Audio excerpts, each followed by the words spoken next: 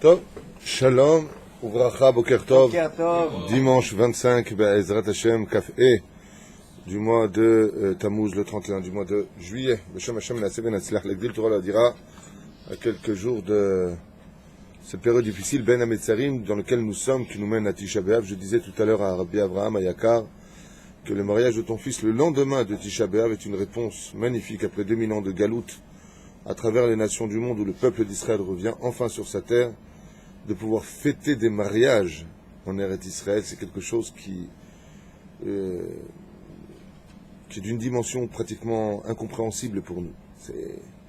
Il y a un siècle en arrière, on aurait dit ça, on nous aurait enfermés dans un hôpital psychiatrique. Fêter des mariages en Israël. Un désert pareil où personne ne se trouvait ici, si ce n'est que quelques familles juives qui ont gardé pendant tous ces 2000 ans, comme on le peut constater dans la biographie de nos sages, qui à chaque fois, comme à l'époque du Rachim Akadosh, et ceux qui l'ont précédé, et aujourd'hui un peuple entier sur sa terre, on se réunit avec des belles voitures dans des salles magnifiques, magnifiques. On n'a rien à envier aux nations du monde pour fêter les mariages de nos enfants. Baruch Hu, Baruch Shemu. Qui dit mariage dit la vie, et qui dit Bezrat Hashem, le couple, dit procréation. On continue à vivre Am Israël Hay Vekadam sur sa terre. Le problème, c'est comment est-ce qu'on vit. C'est pour ça qu'on étudiera, puisqu'on est dimanche, le Pele Yoetz, sur la Sin'a, sur la haine, qui elle, par contre, est l'antithèse de notre vie sur terre, notre situation. On dédiera ce jour pour la Refoua Shlema de tous les malades d'Israël, Bezrat Hashem, et pour la reconstruction du Beth Amikdash, en d'autres termes, pour la Shrina Kdosha Ve'ateora, qui nous met en garde sur l'importance de ne pas nous haïr les uns les autres. Vechen Natril Arshav. Asinaïs Noa Ve'ashala Amaratana. Il nous dit ici que la haine est quelque chose que le Créateur du monde déteste. Alors vous avez compris que le challenge de ce monde, c'est tout simplement que des données ont été mises en chacun de nous. Nous avons tous une espèce de puce ordinateur en nous, avec des données. Et c'est à nous de mettre en avant les bonnes vertus que Dieu nous a données, de calmer nos colères, de calmer nos passions, de calmer nos convictions, pour pouvoir Bezrat Hashem laisser place et faire place aux midot de la Torah, qui sont, dans le cas échéant, la sin'a à retirer pour mettre l'amour à la place. Même si de l'autre côté, la Gemara nous rappelle, aussi dans les 600 mitzvot de la Torah, que Vétisné, tu dois haïr celui qui est messite. Il y a une mitzvah de haïr celui qui est en contre la Torah et qui fait tout pour retirer la Torah du peuple. Lui, on n'a pas une mitzvah de l'aimer. Dans la Chassidoute, on nous dit qu'on doit haïr le Yetzer Hara qui est en lui, mais lui-même, en réalité, s'il fait teshuva, s'il se rend compte, s'il est conscient, s'il s'éveille à s'accorder un moment de joie, comme on l'avait vu avec le rabbi de Lubavitch, avec ce juif qui s'était converti au christianisme et qui, en fin de compte, a fait teshuva, il déteste son Yetzer Hara, mais lui, en tant que personnage, il est quelque part victime de sa bêtise, et voilà que Akadosh Baruch Hu le ramène à la raison par le biais d'un tzaddik qui est le rabbi de Lubavitch dans cet exemple donné. Quoi qu'il advienne, il nous dit ici le Baal Pele Yoetz, Sina'i senua shalei amaratana sin'at abiriot mutzi'a et ha'adam min ha'olam. Étant donné que le but de notre Torah, la Torah est là pour réunir, la Torah est là pour nous créer en tant que peuple, que ish echad belev echad, il est évident que si tu as de la haine vis-à-vis de tes frères juifs, si tu détestes tes frères juifs, ou pire encore, comme disait le Maran Arav Kook, Adisha, Sin'a, Slicha, Adif, mi Adishut, le Rav Kook qui disait il est préférable de haïr un juif que d'être indifférent à un juif. Pourquoi? Il dit parce que haïr l'autre, c'est haïr une personne que tu estimes être vivant, peut-être même un peu trop vivante à tes yeux. Mais d'être indifférent à un autre, c'est que malgré le fait qu'il vive à tes yeux, il est considéré déjà comme mort. Et étant donné que le but de la Torah, c'est la réunification, d'être capable de vivre ensemble, qu'on soit capable d'être tous unis, si chas v'shalom, on a de la haine les uns et les autres, alors dans ce cas-là, Motsia et Adam mina olam, tu n'as plus rien à faire dans ce monde, nous dit le Baal Pele Yoetz. C'est-à-dire que cet homme-là, dans le ciel, est digne de mourir. Comme l'a rappelé hier mon frère Samy, et que Dieu le bénisse, dans son Dvar Torah pendant Shabbat Kodesh, en rapportant la Gemara de Nedarim, avec cette situation de cette ville qui se trouvait dans le nord d'Israël, où tous les habitants là-bas ont été exterminés, les hommes, les femmes et les enfants. Une Gemara qu'on avait étudié à l'époque avec le Rav Aryeh au Kollel. Okay. Et les Chachamim se sont posé la question en disant quoi, il n'y a pas eu un seul survivant. Il y a plusieurs villes comme ça où malheureusement ils sont passés au fil de l'épée et a tué tout le monde. Il y a eu la ville de Shimon, comme ça s'appelle. Et la Gemara elle pose la question, elle dit Alma Hareva Ir Shimon. Pas simplement les gens sont morts dans la ville de Shimon, mais la ville a été détruite et mise en ruine. Pour quelle raison? Pourquoi Dieu il a laissé les Romains? Hein? Qu'est-ce qu'il dit? Masada, c'est autre chose encore. Là, je suis dans la ville Shimon. Exact. Il fait mode. Parce qu'il jouait au foot pendant Shabbat. Ça, c'est la réponse de la Gemara, pas moi. Le foot, ça existe depuis longtemps. D'accord? Parce qu'il jouait Kadou Regel Be Shabbat. Ça veut dire qu'il y avait une espèce de zilzoul sur la doucha du Shabbat. Et ils allaient jouer au foot. Dieu, qu'est-ce qu'il a fait? Il a emmené les Romains là-bas, il a détruit la ville, et c'est devenu une ruine. Pourquoi? Parce que Shabbat a été donné pour étudier la Torah, et vous allez jouer au foot. C'est tout ce qui vous intéresse, Shabbat, pour ça? Alors qu'est-ce qu'il a fait Hachem? Il dit, comme vous avez rendu mon Shabbat une ruine, votre ville deviendra une ruine. Top, Manien. Alma Hareva Ir Shimon, Omeret Agmara, Alze Shayu Mesahakim Kadoregel Beshabbat. C'est là. Aval, l'autre ville, dont le nom m'échappe, je crois que c'est Zecharia, un truc comme ça, je ne me rappelle pas du nom de la ville, peu importe. Là-bas, il était très intéressant de constater qu'il y avait 3 sages qui se sont intéressés en tant que témoins pour définir qu'est-ce qu'il y avait dans cette ville. Et en fin de compte, ce qu'on y a constaté, c'est que, bon, les exemples sont longs, je ne vais pas revenir dessus maintenant parce que ce n'est pas le but, mais en fin de compte, c'était une ville où on y pratiquait parfaitement, de façon exceptionnelle et de façon très minutieuse, la pratique des mitzvot et de la Torah. C'est une ville où on était extrêmement droit. Un des exemples qui est donné, c'est que un garçon a vécu avec sa fiancée, il n'a pas pu se marier pendant une période indéterminée. Ils étaient donc enfermés dans une chambre. Peu importe la raison, je ne veux pas faire maintenant cette Gemara, on y reviendra à une occasion. Et ils ne se sont jamais touchés. Quelle droiture! Ça, non.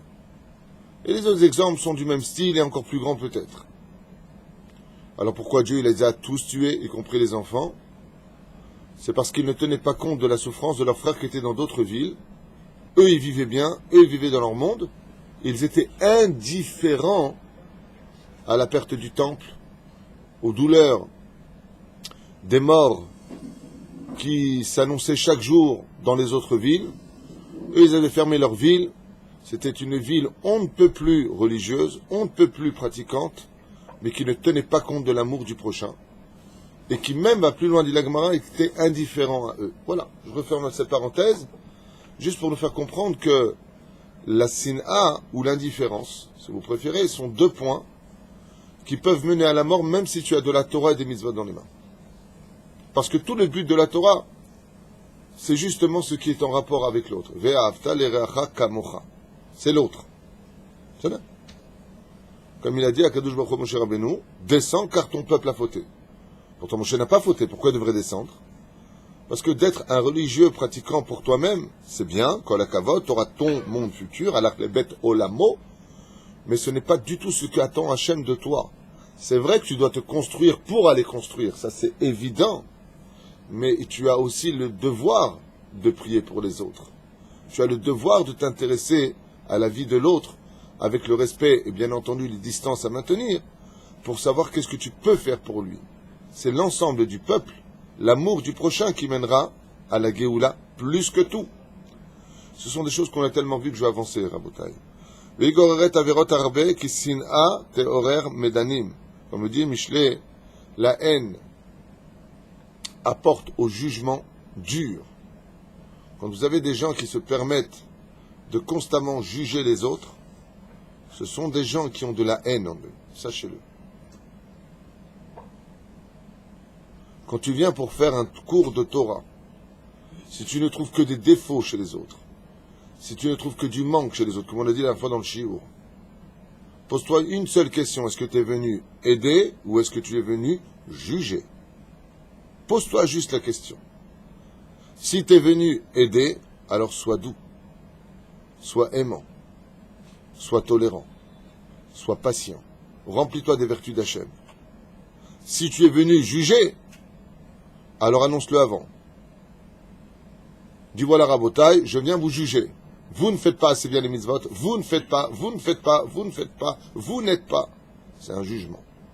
Ce n'est pas de l'aide, ça n'aide personne d'entendre ça. Surtout dans notre génération. On a besoin d'être encouragé à continuer à pratiquer la Torah et les mitzvot. On a besoin d'être vu avec positivité dans ce que nous faisons. Car les événements sont tellement durs autour de nous qu'on n'a pas besoin d'une parole du monde de la Torah pour nous enfoncer encore plus dans cet océan tumultueux dans lequel nous nous trouvons déjà. On n'a pas besoin de plus. C'est bon. On va l'aider Mahloket, l'idée la Shonara, et il dit que la haine engendre automatiquement chez l'homme des conflits.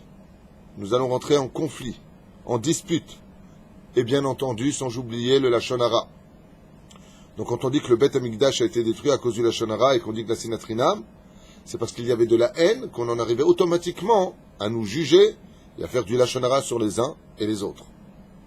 Même en faisant du Havak Lashon Hara, par allusion. Vegorem lo liyot sameach le'ed ve'liyot chovel u'me'aneh. Comment est-ce que ça veut dire ça? U'mitzta'er, il dit ici. U'me'aneh. Il est mitzta'er venokem venoter ken nachash v'chaen raot rabot. Et il en vient à chercher à se venger et faire encore deux interdits la Torah. Tu ne seras pas rancunier et tu ne te vengeras pas. Celui qui a de la haine cherchera à être rancunier et à se venger, comme un serpent rempli de mal.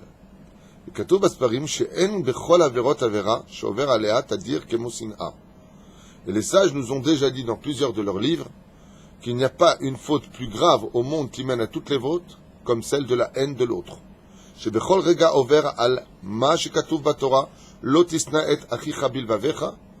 Et il fait un interdit de la Torah sur lequel il est marqué dans le livre de Vaikra, Perek Yutet, Pasuk Yudzain, tu ne haïras pas ton frère dans ton cœur. À partir du moment où tu as de la haine, automatiquement tu n'y arriveras pas. C'est pour cela qu'avant la pratique de la Torah et des mitzvot, avant de parler de tout ce que le Créateur du monde nous a demandé, il est impératif, à l'image de Rabbi Shimon Bar Yochai, que quand une personne voulait être reçue dans la Chevra Kadisha de Rabbi Shimon Bar Yochai, il lui disait, Rabbi Shimon, prends des figues un peu pourries, mets-les dans un panier, va au chouk chez nos ennemis, les cousins, ouais, donne-leur à chacun un de vélach, c'est-à-dire une figue, et reviens me voir, après je te dirai si je te prends ou pas. Qu'est-ce que faisaient les cousins? Ils prenaient ces figues, et bien entendu, ils l'insultaient de tous les noms, et ils lui lançaient de toute leur force sur le visage, sur le corps. Ils revenaient, ils disaient, nous, Mahod, il faut encore en mettre dedans pour que j'y aille. Rabbi Shimon Bar Yochai lui disait, si tu es capable d'être transparent à l'humiliation, c'est que tu as traversé toutes tes midotes. Alors tu peux rentrer dans l'étude de la Torah. C'est-à-dire qu'il est impératif pour éviter le plus grand des Chilul Hashem, d'être un homme de vertu avant d'être un homme de Torah. Non pas dans le sens tel que le verset nous dit Derech Eretz Kadma la Torah. Le savoir-vivre vient avant la Torah, c'est pas de ce savoir-vivre là qu'on parle réellement. On en a fait un cours. Aval, qu'il faut réellement être capable d'avoir du savoir-vivre. Comme tu vois une personne qui est allongée comme ça sur deux chaises, et puis une personne vient lui parler, plus âgée. Celui qui est allongé sur la chaise, il le regarde comme ça. S'il a de la Torah, il a fait un Chilul Hashem dans ses mains. Pourquoi? Quelqu'un te parle et debout. Il vient de parler. Lève-toi et mets-toi à son niveau. Ne reste pas allongé. Car ça voudrait dire que toi, tu te considères comme un roi et lui comme un bouffon. Donc, tu dois te lever. Quand tu fermes la porte, ne la ferme jamais sur le visage d'une personne. Demande-lui de se retourner ou attends qu'elle parte avant de fermer la porte. Parce que ce n'est pas joli de fermer la porte sur le visage d'une personne. C'est un manque de savoir-vivre. Et tout cela se fait particulièrement remarquer quand on a de la Torah dans les mains. Quand on est Shomer Shabbat, quand on est shomer mitzvot, quand on met les tefilines, quand on mange kasher, strictement kasher, Chalak Bet Yosef, Baruch Hashem, quand on est capable d'étudier toute la journée, si chas v'shalom tu n'as pas le savoir-vivre qu'on attendrait de toi dans le monde de la société, alors on a envie de vomir toute la Torah qui est en toi. Si ça s'accompagne de haine sur ton peuple, si ça s'accompagne pas de Rachmanout, de Kavsrout, ça veut dire que toute ta Torah, en fin de compte, ne vaut absolument rien. Et c'est ce que vient nous citer cette Gemara en disant que cette ville a été détruite, hommes, femmes et enfants. Comment Dieu il a laissé une telle chose se faire? Réponse, ils avaient beaucoup de Torah, beaucoup de mitzvot, mais l'essentiel, ils ne l'avaient pas. La bonne mesure, les midot qu'il fallait. Celle de j'en ai à faire de ce que toi tu subis. J'en ai à faire de ce que toi tu vis. On a vu que le Rav Ariel Levin, à la Vache Shalom, qui quand il arriva devant le médecin avec son épouse, tout le monde connaît cette histoire, qui ne la raconte pas. Il a dit au docteur, nous avons mal au genou. Alors il a dit, venez, je vous ausculte d'abord. Il lui a dit, non, moi j'ai rien, elle a mal. Alors il a dit, mais pourquoi vous avez dit nous? Il dit, parce que quand ma femme a mal, moi aussi j'ai mal. Quand un juif a mal, on se doit tous d'avoir mal. D'où la mitzvah d'aller nanahem avelim, quand tu vois une personne qui est en deuil, d'aller la voir, quand tu vois une personne qui est malade, d'aller prier pour elle. Je me souviens une fois, j'étais chez Rabbi Moshe Ediri à la Vache Shalom, et je l'ai vu pleurer comme ça. Je l'ai vu pleurer. Et je lui ai dit, Makar, vous avez mal? Il m'a dit, non, je pense à quelqu'un, qu'est-ce qui souffre? Et pourquoi toi tu pleures? Je lui ai dit, alors, je comprends pas pourquoi tu pleures. Si lui il souffre, c'est son problème. Bon, j'avais 17 ans à l'époque, quand même. Il m'a regardé comme ça, il m'a mis la main sur le genou en me disant, bon, laisse tomber. Tu viens, tu plantes des gens qui ont travaillé. Leur patlecha. Tu plantes des enfants, tu plantes des familles. Ça te fait rien? Ça te fait rien de faire du mal à des autres? Ça ne te touche pas? C'est d'abord caché, mais la kippa, faut l'enlever. Dans ce genre de cas, sans juger, enlève ta kippa. Laisse tomber tes tzitzit. Laisse tomber. D'abord, occupe-toi de l'autre. Sois un bon juif. Après, commence à pratiquer le savoir-vivre que tu dois à Dieu. À un tel point que le Créateur du monde a différencié les deux. Le jour de Kippour, tu viens demander pardon pour le manque de savoir-vivre que tu as eu vis-à-vis de ton Créateur. Le savoir-vivre vis-à-vis d'Hachem, c'est d'être pratiquant dans les mitzvot et les accomplissements de la Torah. Ça s'appelle le savoir-vivre. Si tu ne fais pas Shabbat, si tu ne manges pas kasher, sache que tu manques de savoir-vivre vis-à-vis de celui qui t'a créé. Ça, c'est Kippour. Kippour, c'est un jour dans l'année, mais 364 jours, y compris Kippour, 365 jours. Tu dois demander pardon à toute personne à qui tu as fait du mal, pas un jour dans l'année. Pour Dieu et sa Torah, il te dit, une fois par an, tu viens me voir. Tu me demandes pardon, ça le fait. Mais pour les autres, entre toi et ton prochain, n'attends pas Kippour. C'est chaque jour. Tu dois venir le voir et lui demander pardon. C'est-à-dire que le Créateur du monde a estimé que l'homme, vis-à-vis d'autrui, Kippour a lieu chaque jour. Aval, vis-à-vis de lui-même, il n'y a lieu qu'un seul jour. Et Dieu fait vraiment la différence entre ces deux savoir-vivre. Le savoir-vivre entre l'homme et son prochain, c'est un savoir-vivre de erpatiout, de tes problèmes me touchent. Si t'es pas bien, je ne suis pas bien. Si je peux t'aider, je suis là pour toi. Ça, c'est le savoir-vivre entre l'homme et son prochain. Et le savoir-vivre entre l'homme et son créateur, c'est pratique de la Torah, pratique des mitzvot, comment tu mets le film dans la joie, qu'est-ce que tu peux faire pour Hachem, tout dans la joie. Ça, c'est le savoir-vivre entre l'homme et Dieu. Un homme qui a du savoir-vivre entre lui et son prochain est quelqu'un de bien, c'est sûr, mais il n'aura pas eu de savoir-vivre entre lui et son créateur. Dans les deux cas de figure, il a la même punition. Si on s'en réfère à Baba Metzia 58 à Moudbet et d'autres références, comme dans Maseret Gitin aussi, Nun Zain, par exemple, il y a marqué celui qui transgresse la parole des sages, dans Maseret Gitin, Nun Zain, Amoud Aleph, en haut. Il y a marqué tout celui qui se moque de la parole des Chachamim, Dieu il le jette où? Dans une cuve d'excréments bouillante. C'est là-bas qu'il va. Comment tu es mes alzels? Si une personne ne fait pas les Moadim, si une personne ne fait pas Shabbat, si une personne ne pratique pas la Torah, qu'est-ce qui a marqué? Tout celui, Masechet Avot, et encore d'autres Mekorot, tout celui qui est Mezalzel be Moadim, Enlo, Halek l'Olam Haba, il n'a pas de bon futur. Et dans Masechet Baba Metzia 58, Amoud Bet, qu'est-ce qui a marqué là-bas? Tout celui qui est Malbin, Peno, Havero, Barabim, tout celui qui humilie son prochain en public, tout celui qui prend une femme mariée, donc il a fait du mal à un couple, il a séparé un couple, tout celui qui Mechane Travero, qui va donner un nom péjoratif à l'autre au lieu de l'appeler par son nom, Enlo, Halek l'Olam Haba. Vous aviez déjà remarqué cela? Que les mêmes punitions sont données dans le ciel. C'est-à-dire, quand il y a une punition, je ne veux pas avoir l'impression d'être dans un gan, la ganénette, qui vient punir ses enfants. Non, non. Ce que je veux dire par là, c'est que la dimension de la déception divine est du même niveau pour les transgressions entre l'homme et son prochain que l'homme et son créateur. Je ne sais pas si vous avez compris ce que je viens de dire. La punition est la même. On aurait pu penser qu'au niveau des hiérarchies, Dieu est le roi des rois. Si tu transgresses la parole du roi des rois, alors là, je comprends que tu vas prendre Pampan les fesses. C'est le roi des rois. Mais l'autre, là, à côté, mais attends, il a 13 ans, tu l'humilies. Ouais. Habibi, Dieu, il te dit, tu sais, si tu m'écoutes pas, tu n'as pas de monde futur. Mais si tu humilies un enfant, là non plus, tu n'as pas de monde futur. Bah attends, c'est un gosse, ça va. Il dit, mazé méchané. Parce que le Dieu vit en nous. Et en respectant pas l'autre, tu ne respectes pas le Dieu qui est en lui. Kamocha gematria elokim.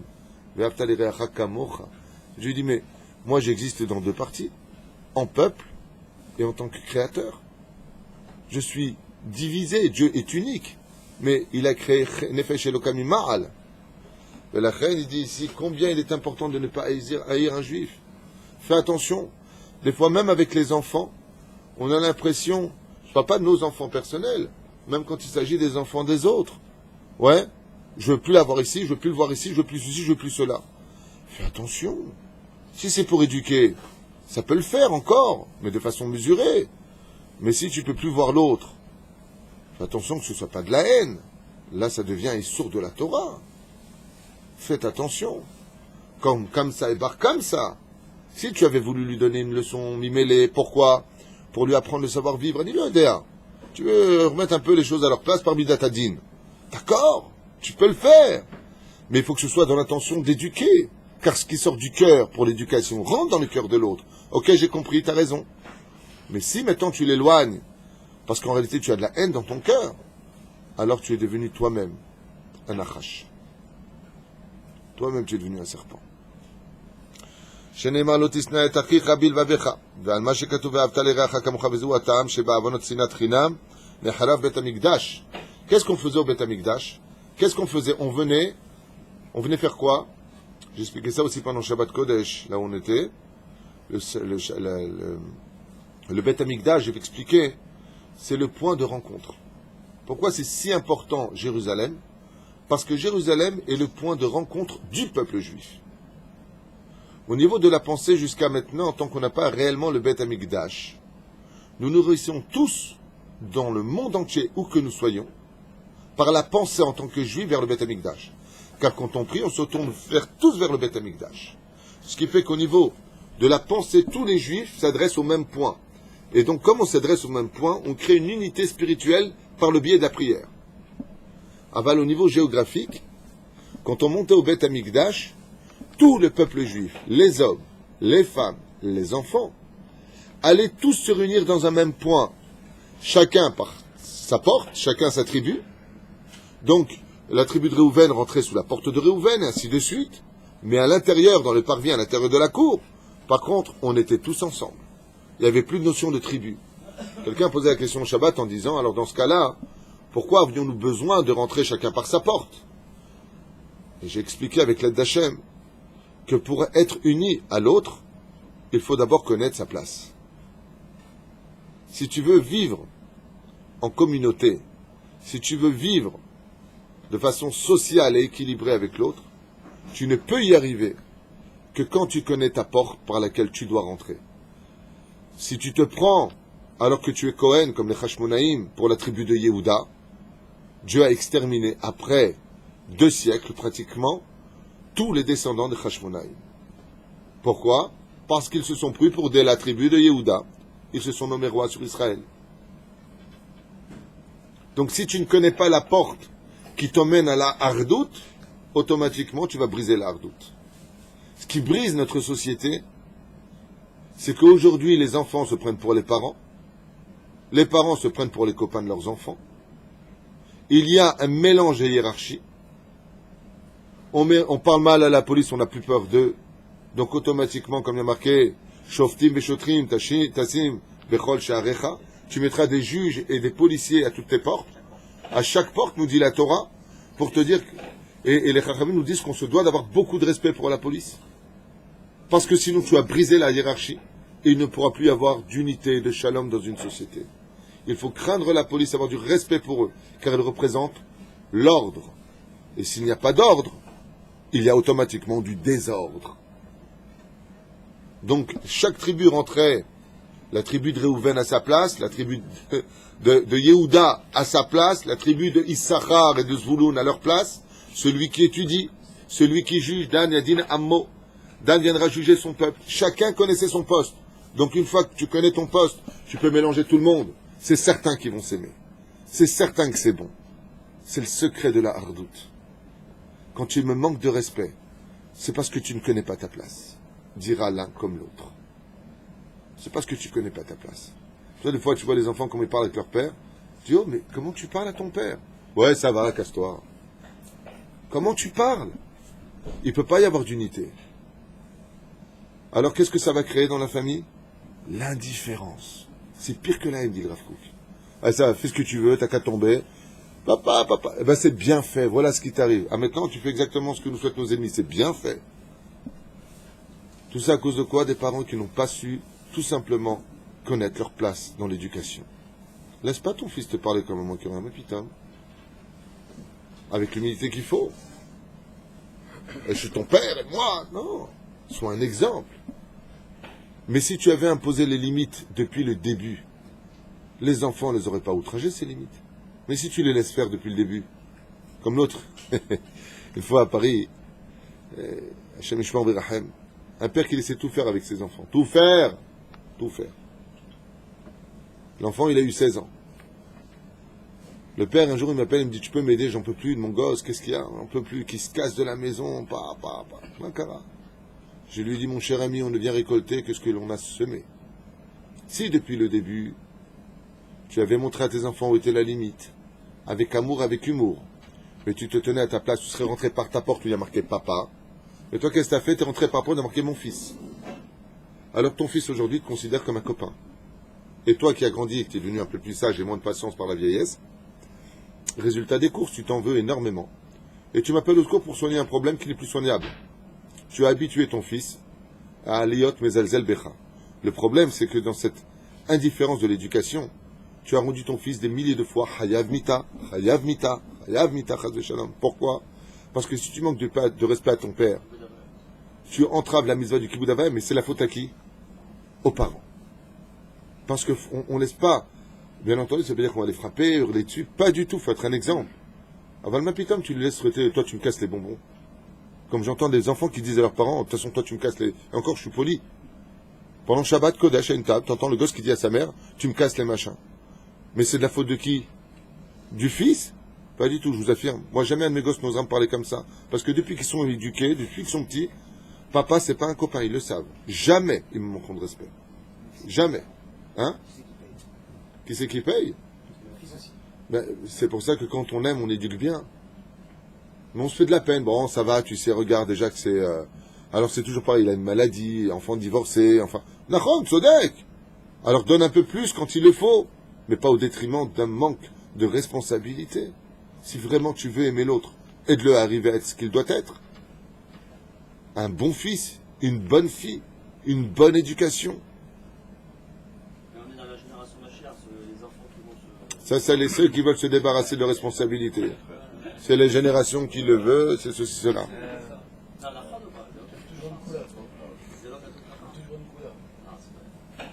C'est sûr que les enfants ont changé. C'est vrai que c'est beaucoup plus difficile. Et je rajouterai de ma propre initiative qu'aujourd'hui nous n'avons plus du tout de garantie que même avec une bonne éducation, ça puisse aboutir à de vrais résultats. J'en suis conscient, je ne suis pas idiot, je vis sur Terre et j'ai vraiment les pieds sur Terre. Mais malgré tout, c'est à nous de faire ce que nous devons de faire. Moi, quand mes enfants petits me disaient des mots qui me semblaient un petit peu incorrects, t'as pas honte? Donc mes enfants, depuis, ils ont toujours retenu ça. Tant que tu arrives à imposer de la honte chez eux, de mal agir, alors Baruch Hashem, ça le fait. Et c'est les résultats qui en ressortent. Partout où vont les enfants, qui sont éduqués sur ce chemin-là, en général, tu entends, comme pour les miens, si je peux me permettre de les rappeler, que Dieu les bénisse, c'est un plaisir d'avoir tes enfants à la maison. C'est un plaisir. Jamais on te dira, ah, non, je t'en prie, viens, sont les gosses. Amène tes gosses. Lama. Parce qu'il va savoir se tenir, il faut débarrasser la tête, on se devait débarrasser avec tout le monde. Shem derech eretz. Savoir vivre. C'est pas une honte d'apprendre à ses enfants de débarrasser la table. C'est pas une honte de dire aux enfants, je comprends pas, maman elle se lève, elle débarrasse, ça vous dérange pas de rester les pieds sous la table? Où est le respect des parents? Où est le respect des parents? Non, les pauvres, laisse-les, ils sont assis. Résultat des courses, quand ils seront grands, les gosses, ils débarrasseront pas, ils resteront assis. Et là, je comprends pas, il a des enfants, je l'invite, il peut pas nous donner un coup de main? C'est quoi cette éducation? C'est un manque de savoir-vivre. Et écoutez bien ce qu'il dit ici. Et c'est à cause de ça que le Beth Amikdash a été détruit. Il y avait de la Torah, il y avait des mitzvot, mais il n'y avait pas de savoir-vivre. Il n'y avait pas de relation entre l'un et l'autre. Les élèves de Rabbi Akiva étaient tous des grands en Torah. Mais ils avaient de l'indifférence vis-à-vis des uns et des autres. Dieu les a tous tués. Tous tués. Pas parce qu'ils n'étaient pas pratiquants. C'était tous des grands de niveau de Triyat Hametim. Seulement, ils n'avaient pas de respect l'un pour l'autre. Ah, il n'y avait pas de respect. C'est pas pour ça qu'il Maseret Ketubot Samer Bet, si je me rappelle. C'est Hein? pas pour ça qu'il y a de la haine. Mais c'est pire. C'est ce que vous ne comprenez pas. C'est qu'il y a pire que la haine, c'est l'indifférence. Tu m'intéresses pas. Tu m'intéresses pas, si tu parles dans une synagogue, tu m'intéresses pas. Le problème, c'est qu'on est sur une âme de rasoir. Comment dire à une personne, pour l'aimer, comment il doit le faire, alors que toi-même, tu as besoin de te réparer, c'est compliqué. Parce que si tu dis à l'autre, enlève la paille qui est dans ton œil, l'autre te répondra, enlève la poutre qui est dans le tien. C'est pour ça que pour être capable d'aimer réellement l'autre, il faut travailler ses midotes jusqu'à devenir ta'or. C'est ce que j'expliquais il y a quelques jours de cela. Pourquoi le rabbi de Lubavitch, il était capable d'aimer tous les juifs, même ceux qui étaient dans la pire des situations. Pourquoi Rabbi Nachman a été capable de réunir toutes les tendances chez lui? Pourquoi Baba Saleh a été capable d'être aimé par les Vijnitz, les Belges, alors qu'ils ont leur rabbi à eux? Comment c'est possible? Réponse simple. Ils avaient travaillé toutes leurs vertus. À partir du moment où tu n'as plus de Toum'a en toi, à partir du moment où tu as travaillé toutes tes midotes, celles de la patience, de la tolérance, de l'amour du prochain, tu t'es tellement travaillé, et que là-dedans tu as versé ce merveilleux laitage qu'est la Torah, alors là tu es capable d'être entendu par tout le monde, et de dire à une personne, il faut que tu sois Shomer Shabbat, tu sais, et la personne elle est Shomer Shabbat. Pourquoi lui dit pas, qu'est-ce que tu me juges toi, qu'est-ce que tu me juges? Pourquoi quand Baba Saleh il disait un mot, tout le monde écoutait? Pourquoi il y avait du respect? Pourquoi quand les grands de la Torah disent un mot, on a de la retenue pour eux? Parce qu'ils ont travaillé leur haine, leur indifférence, l'amour du prochain. Quand on vient parler de la hardoute dans notre peuple, il ne suffit pas de dire il faut tous qu'on s'aime les uns et les autres, mais de demander quel est le processus pour arriver à cela. Et le processus qui mène à cela n'est autre que le travail de soi. Travaille sur toi-même. Travaille tes midotes. Comme c'est marqué, tout celui qui est humble. Vous vous rappelez ce qu'on a étudié sur l'humilité? Quel est le cadeau que Dieu lui réserve sur terre? Celui qui est humble. Il sera aimé des autres. Vous vous rappelez de ça? Donc regardez quel est l'aimant qui mène l'homme à l'amour du prochain. Tu veux être aimé? Tu veux qu'on t'aime? Sois un ave, sois humble. Les gens qui sont humbles, Dieu met de l'amour dans le cœur de tout celui qui le regarde. On l'aime. Celui qui est orgueilleux, on a en général de la haine contre lui. C'est impétueux, c'est orgueilleux, comme pour qui il se prend. Et on en vient même à le maudire. Tu mérites même pas ce que tu as, on va lui dire. Tellement tu es orgueilleux, tu as le nez haut comme ça. Tu regardes les gens de haut. On n'a pas de l'amour pour lui, on a de la haine. L'amour du prochain passe par le travail de soi. Si tu t'es travaillé tes midotes, si tu as travaillé le fait d'enlever et de retirer de toi toute cette haine, alors tu finiras par t'aimer et par ce biais aussi rebondir sur l'amour des autres. Car charité bien ordonnée commence d'abord par soi-même. Quand tu vis Béchalva, quand tu vis en paix avec toi-même, quand tu vis dans l'amour de toi-même, quand tu vis avec l'harmonie de toi-même, sans t'estimer pour autant trop, sans voir en toi une complétude, voir moi j'ai déjà travaillé toutes mes midotes, quand tu es capable de comprendre que tu es encore loin d'avoir réussi ta vie. C'est pour ça que le monde dans lequel on vit ne s'appelle pas le monde de la réussite, mais le monde de l'action. Parce que réussir, tu ne le sauras que quand tu auras quitté ce monde. Si vraiment tu as réussi ta vie. C'est là-bas qu'est la caisse. C'est là-bas que sont les résultats. Ici, tu n'en sais rien. Très souvent, l'homme se croit avoir accompli toute sa vie parce qu'il a fini le chasse et parce qu'il dit bonjour à tout le monde. Mais t'en sais rien. Parce que la complétude de l'homme ne s'adapte pas à ce qu'il a travaillé, mais au potentiel qui lui a été donné depuis sa création, à savoir si oui ou vraiment ou pas il a atteint ce but. C'est-à-dire que l'homme était désigné à devenir un grand prophète en Israël, il est devenu un grand tzaddik. Est-ce qu'il a accompli son rôle? Ouais, je suis un grand tzaddik. Ouais, mais j'attendais toi que tu sois un prophète. Donc ne crois pas que quoi que tu fasses de ta vie et où que tu sois dans ta vie, tu t'es accompli et tu es complètement fini. Mamashlo. Ça, c'est ce que tu dois vivre. C'est pour ça que la Torah nous dit Ama vachetzi. Tout ce qui touche à la construction du tabernacle, de l'arche d'alliance, c'est toujours un et demi. Et demi. Et demi. Pourquoi tu dis un demi? Machatzit shekel, la moitié d'un shekel. Pour te faire comprendre que tu ne sauras quoi que tu fasses qu'à la moitié d'un chemin. Car pour pouvoir exploser ton identité, il n'y a eu que très peu de gens qui ont été capables de le faire. Le Ramchal, le Ari Akadosh, Rabbi Nachman, le Rav Ovadia, Kol Gdolei Ador, eux ont été au summum de leur potentiel. C'est pour ça qu'ils sont partis tôt de ce monde. Tous ces grands en Torah sont partis tôt de ce monde parce qu'ils avaient fini dans leur corps ce que leur corps ne pouvait plus supporter qu'ils complètent. Et la vine que dans cette période tumultueuse dans laquelle nous trouvons dans Ben Hametzarim, nous avons impérativement le rôle, le devoir de travailler la mida de l'amour du prochain. Et cela commencera par la base première sur laquelle les fondations se créeront pour mieux servir le savoir-vivre que nous devons à Dieu. Petit 1, savoir-vivre vis-à-vis d'autrui. Petit 2, pratique des mitzvot pour avoir du savoir-vivre vis-à-vis de notre Créateur. Ensemble, on aura Bezrat Hashem créé entre l'âme et le corps une harmonie parfaite dans laquelle pourront s'installer chaque juif dans notre cœur parce qu'on aura fait grandir notre cœur dans la pratique des mitzvot et l'amour du prochain. Tout simplement. Kol tov.